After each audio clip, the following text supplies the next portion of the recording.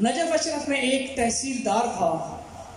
کوئی زائر زیارت کرنے کے لیے مولا کے روزے پر آیا تو اس شخص کا کوئی مسئلہ تھا اس زائر کے ساتھ، تو اس نے پکڑ کے اسے زد و کوب کیا، اس پر ظلم کیا.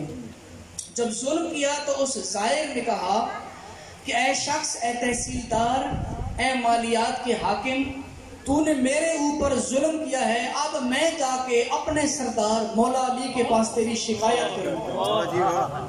میں پھر جا رہا ہوں روزے کے اوپر اور جا کر تیری شکایت کروں گا کہ تو نے میرے ساتھ ظلم کیا.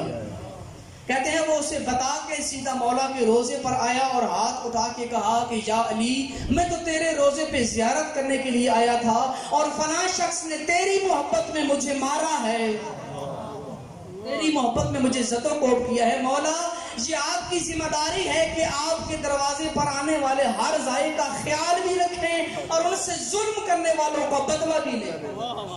مولا، میں اس شخص کے حوالے سے آپ سے انصاف چاہتا ہوں نہ جس نے مجھ پر ظلم کیا، کہ اس کو اسی وقت سخت سے سخت سزا دی جائے. وہ جو زائر دیکھ رہے تھے اس پر ظلم ہوتا ہوا، ان سب نے بھی آمین کہی. تو کیا خیال ہے جس روزے پہ کھڑے ہو کے وہ شکایت کر رہا تھا، روزے والے نے سنی ہوگی یا نہیں؟ کہتے ہیں رات کو سویا تو گھوڑے پر سوار ہو کے خود مولا علی تشریف لائے.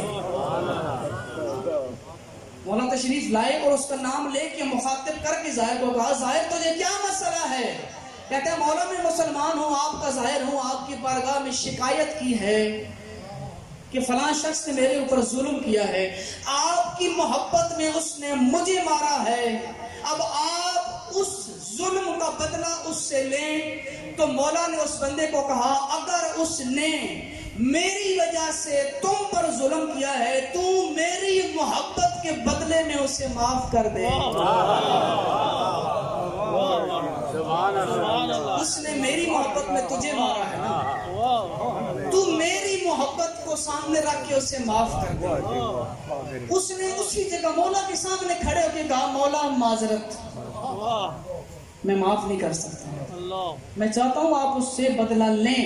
صبح اٹھا، سارے زائرین جو وہاں پر تھے سب کو یہ واقعہ سنایا اور سب نے کہا تو نے غلطی کی ہے، تجھے اسی وقت مولا کا حکم مان کے معافی کرنا چاہیے تھی، معافی دے دینی چاہیے تھی، لیکن وہ نہیں مانا.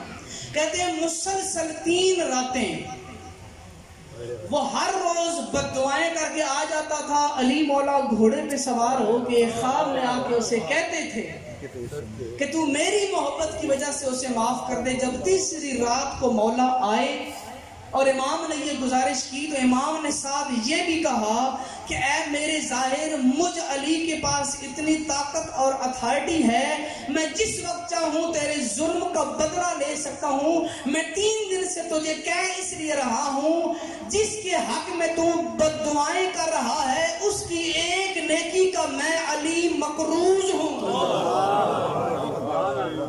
اس نے ایک نیکی کی تھی، میں مقروض ہوں، اور ہم اہل بیت اپنے ساتھ کی ہوئی دشمن کی ایک نیکی بھی قرض نہیں رکھتے. اس لیے میں تجھے بار بار کہہ رہا ہوں، تو میرا ظاہر ہے، تو میرا ماننے والا ہے، تو میرا محب ہے، اس نے میری محبت کی وجہ سے تجھے مارا ہے، تو میری محبت میں اسے معاف کر دے. اس نے وجہ پوچھی، اچھا مولا کون سی نیکی؟ پھر مولا علی علیہ السلام نے اس کو بتایا، تو یاد رکھ، بے شک اس نے تجھے پر ظلم کیا، تجھے مارا ہے، تجھے زد و کوب کیا ہے. تجھے علی بتاتا ہے کہ اس نے مجھ پر نیکی یہ کی تھی کہ وہ بہت بڑا امیر شخص ہونے کے باوجود ایک دن بغداد کا سفر کر رہا تھا، اور بغداد کا سفر کرتے ہوئے وہ میرے اسی روزے کے قریب سے گزرا.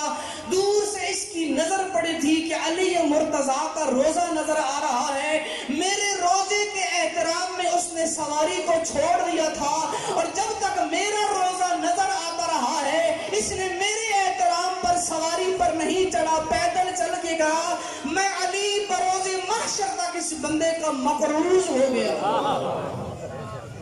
کہتا ہے مولا اب مجھے سمجھ آئی ہے، میں اسے جا کے معاف کرتا ہوں. جا کے اس کو معافی سنائی اور اس نے کہا کہ مجھے پتا تھا تیری شکایت کسی نے سننی نہیں ہے، تیری شکایت کسی نے نہیں سننی. تو اس وقت اس مومن نے رو کے کہا، میں نے شکایت کی بھی ہے میرے مولا نے شکایت سنی بھی ہے اور پھر سارا واقعہ سنایا کہ تو ایک دن بغداد جا رہا تھا تو مولا کی قبے کو دیکھ کر احتراماً تو اتر گیا تھا، تیری اس زمانے کی ہوئی نیکی میرا مولا آج تک نہیں بھولا۔